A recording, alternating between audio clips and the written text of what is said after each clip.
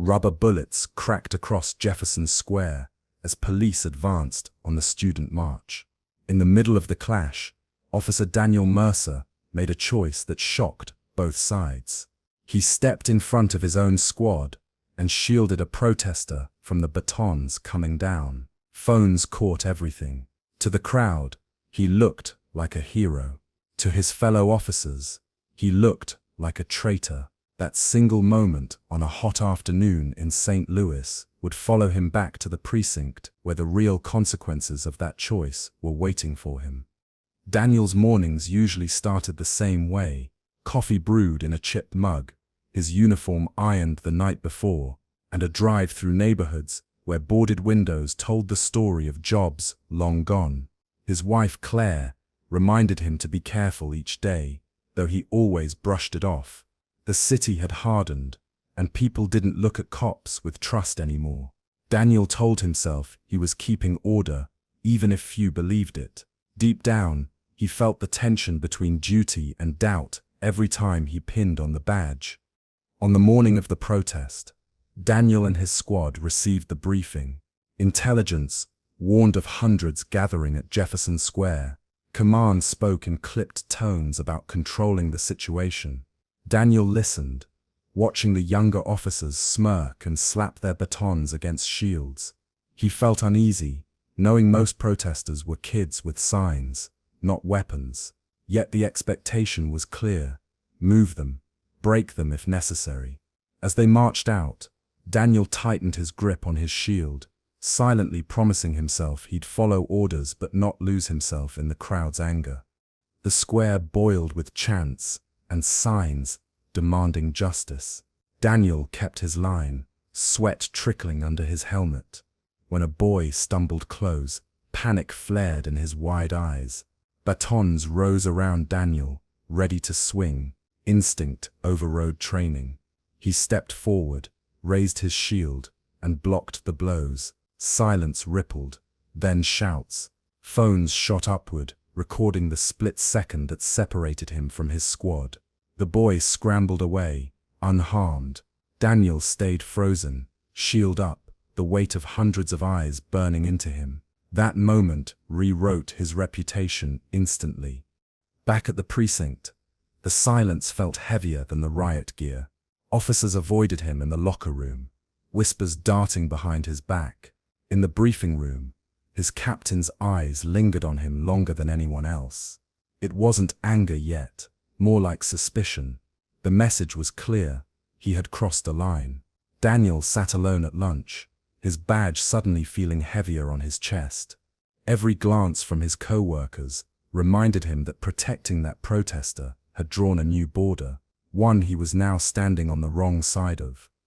At home that night, Claire noticed his silence. She pushed a plate of dinner toward him, asking what happened. Daniel shrugged, telling her only that things had been tense. She pressed harder, reminding him that every decision at work affected their daughter too. He could see the fear in her eyes, the kind that wondered if their family would pay for his actions.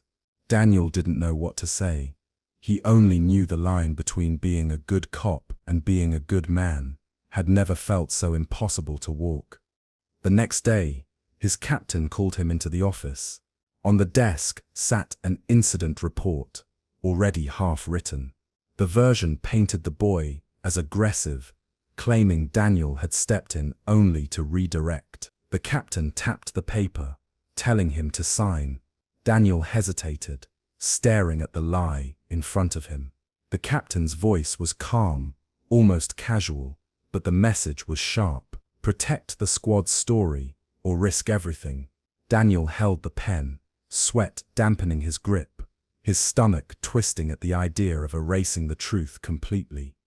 Daniel left the office without signing, clutching the blank form in his hand. The choice haunted him through his shift. He thought about his oath, about the trust he once believed came with the badge. He also thought about the boy he'd shielded, and how easily that baton could have ended differently.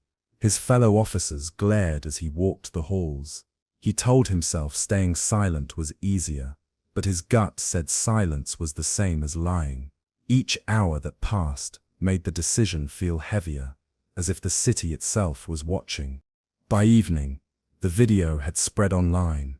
News anchors replayed the clip of Daniel blocking the blows, framing him as either a rare hero or a reckless officer breaking rank. Social media split down the middle. Protesters praised him, while others called for him to be fired. The narrative spun out of his control, yet everyone seemed to have an opinion. Daniel sat on the couch, watching the footage loop, realizing his private decision had become public. The world now saw him as a symbol, even though he only wanted to be human. The next morning, protesters gathered outside the precinct, chanting his name alongside their demands. Signs read, "One good cop," and "Protect the protectors." Inside, officers mocked the crowd, rolling their eyes. Daniel felt trapped between two sides, neither of which he fully belonged to. He didn't ask to be their symbol, but the chants outside proved he already was.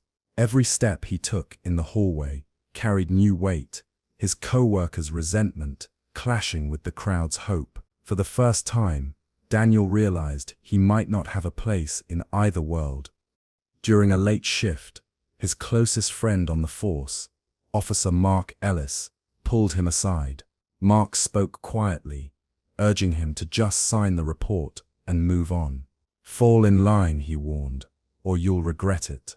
Daniel saw the tension in his friend's eyes, torn between loyalty and survival.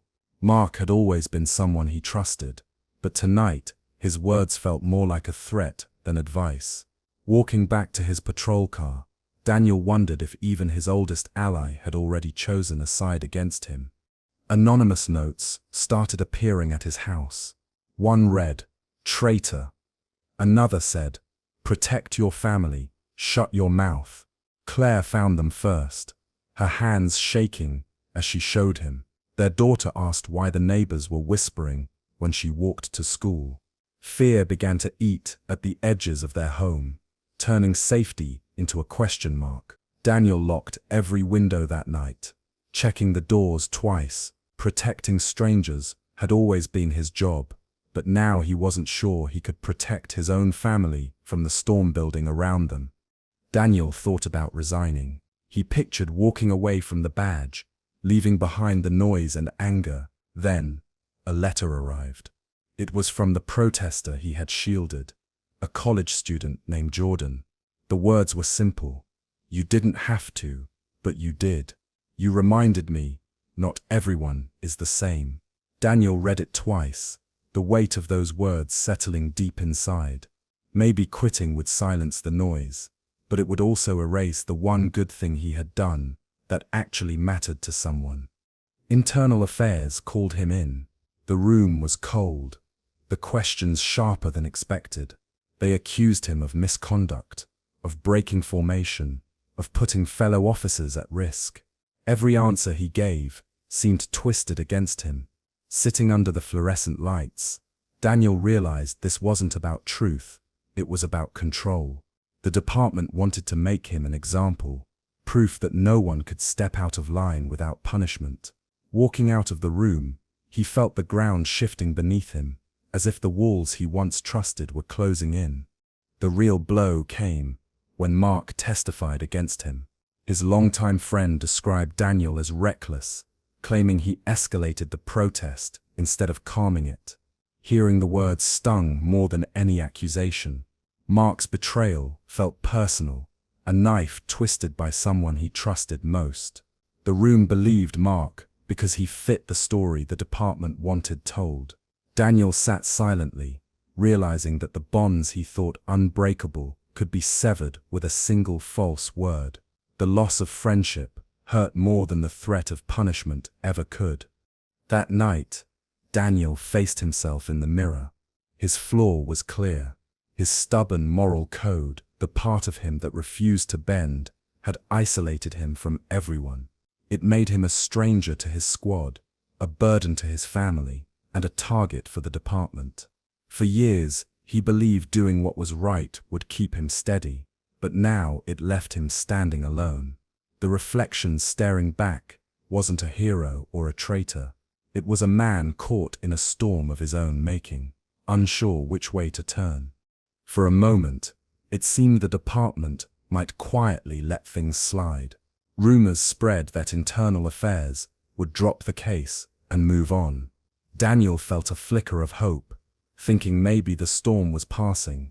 Claire even smiled again, telling him maybe things could go back to normal, but the calm felt thin, like glass ready to shatter. Deep down, Daniel knew this wasn't over. Something in the way his captain avoided his eyes made him certain the fight was far from finished, no matter how much he wished otherwise. The illusion broke when damaging evidence appeared in the press. A leaked photo suggested Daniel had struck a protester, completely reversing the truth. Headlines branded him violent, undoing everything the video had shown. Daniel knew the photo was doctored, but the damage spread faster than facts ever could. Neighbors looked at him differently. Parents avoided him at his daughter's school. It wasn't just his career now, it was his entire reputation. Sitting at the kitchen table with the newspaper in front of him, Daniel felt the weight of being erased. Protest leaders rallied around his name, using his story as proof of corruption. His face appeared on posters, painted as the rare cop who stood with the people. Daniel didn't feel like a hero. He felt like a pawn in two battles he couldn't control. The department saw him as a traitor, the protesters saw him as a champion, and neither view matched the man he truly was. Walking past the chants outside, Daniel realized the most dangerous part of all. He no longer owned his story, everyone else did. Daniel confronted Mark one night after shift. He demanded to know why his friend had lied. Mark's eyes dropped, his voice low. He admitted the pressure came from higher up, that refusing orders would have destroyed him too. The words landed like another betrayal. Mark had chosen survival over truth, loyalty to the system over their friendship. Daniel walked away, anger boiling. He understood now it wasn't just about him. It was about a culture that thrived on silence and crushed anyone who dared to step outside the line. The twist became clear when Daniel traced the leaks back to his own command. His captain, the man who ordered him to sign the false report, was orchestrating the cover-up. The entire case wasn't about one protest or one choice. It was about protecting leadership from accountability. Daniel realized his punishment was never about what he did, but about what his example might inspire. If one officer stood up, others might too. And for the captain, that was the real threat that had to be buried at all costs. The revelation shifted everything. Daniel stopped seeing the protesters as his problem. The real enemy was inside the walls of the precinct. Every smile from leadership now looked like a mask. Every order a trap. The job he once believed in had become something darker, twisted to protect those in power. For the first time, Daniel questioned not just his role, but the entire system he had served. The betrayal wasn't just personal, it was structural. He knew now that silence would make him complicit, and action could destroy him. Determined, Daniel began gathering evidence quietly. He collected copies of emails, logged times, and saved anything that proved the cover-up. Every step was a risk. If caught, he could be fired, or worse. Still, he moved carefully, piecing together the story no one wanted told. He remembered Jordan's letter and the weight of those words. It gave him the courage to push forward. For the first time since the protest, Daniel felt a sense of purpose. Exposing the truth wouldn't save his badge, but it might save his integrity. Daniel reached out to an investigative journalist known for digging into police misconduct. In a quiet diner outside the city, he slid the evidence across the table. His hands shook, not from fear of the journalist, but from the knowledge that once this left his hands, there was no going back. The journalist promised to dig deeper, to protect sources, but Daniel knew anonymity was impossible. His name was already tied to the protest.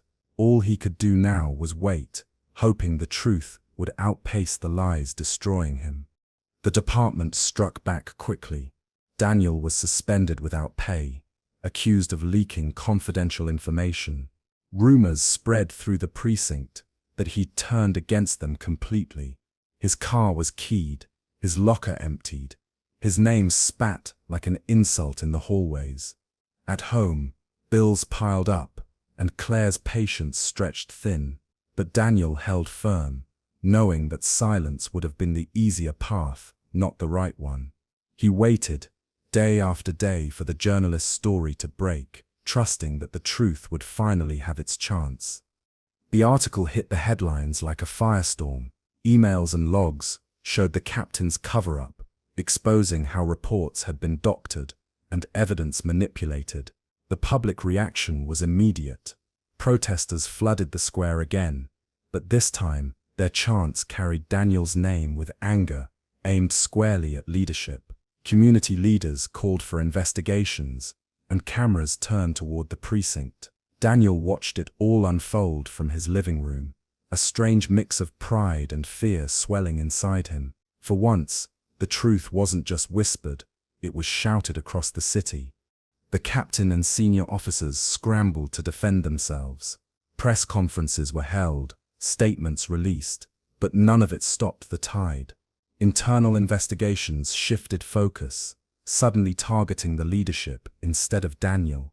The public wanted accountability, and the evidence left little room for excuses. For the first time, Daniel wasn't the one under the spotlight.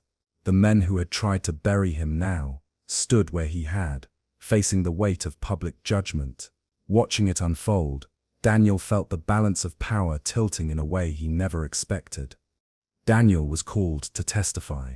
Standing in front of cameras, he spoke clearly about what he saw, about the boy he protected, and about the pressure to lie. He named names, refusing to shield those who had betrayed the truth. His voice didn't shake, though his future was uncertain. The badge he once wore with pride was gone, but his integrity stood taller than ever. By the end of his testimony, Daniel knew there was no going back to the man he had been. That version of himself no longer existed. Daniel lost his badge, but he walked out of the courthouse with his head high. The crowd outside cheered, not for a cop, but for a man who chose honesty over survival. Claire stood beside him, holding his hand, no longer questioning his choice. The city was still broken, the system still flawed, but Daniel had made peace with his decision. He had traded a career for a conscience, a uniform for integrity. It was a bittersweet freedom, one that hurt, but one he could finally live with. If this story of standing up against corruption connected with you, consider subscribing for more.